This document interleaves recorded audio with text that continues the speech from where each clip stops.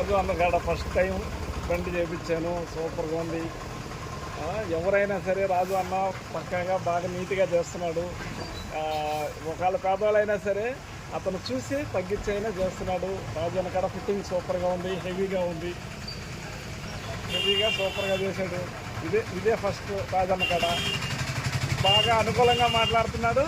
మనకు చేయాల్సిన తగ్గ స్టిక్కర్ పెట్టుకోవడానికి కానీ అంతకుముందు చేపించాను, కానీ నాకు అలా రాలేదు. ఈసారి మటుకు స్టిక్కర్ వేసుకునేదానికి కూడా రాజన్న బాగా చేయించాడు. Thank you.